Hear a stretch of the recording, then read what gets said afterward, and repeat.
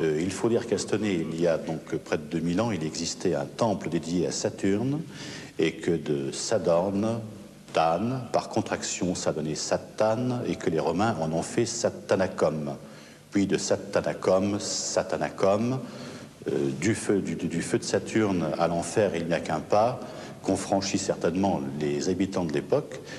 Et Satanacum a donné en français satané, puisque acum, la particule acum en latin veut dire le village, ça a donné Aï en français, ce qui veut dire le village également. On retrouve Aï en Champagne, on retrouve le suffixe Aï dans beaucoup de noms de villages, si bien que satané est devenu stané également, stené par contraction. Ce mystère tient essentiellement dans la position géographique de Stenay et particulièrement dans le zodiaque. La position de Stenay a une importance au niveau de la France dans notre hexagone.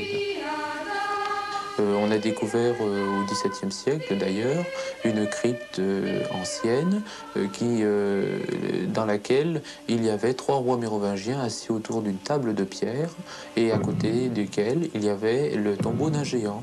Et on parle donc beaucoup, d'ailleurs je crois nos amis belges font des recherches, de notre association ils font des recherches pour justement cette recherche de cette race des géants qui est, bon, peut-être pas très mystérieuse, mais tout au moins ça pose une énigme à l'ensemble des historiens.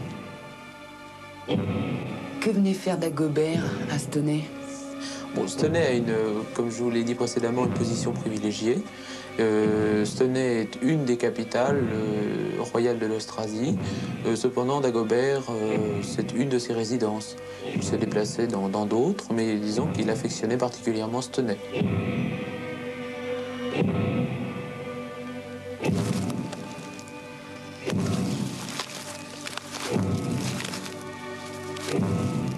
Géant ou pas, Dagobert raffolait de Stenay au point d'y venir passer ses week-ends. Mal lui en prit, en 679, il fut lâchement assassiné dans la forêt de la Wavre, près de la commune.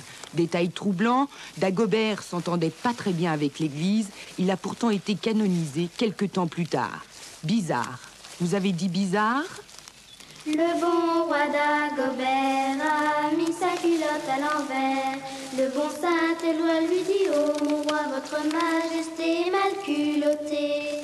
Eh bien, lui dit le roi, je vais la remettre à l'endroit.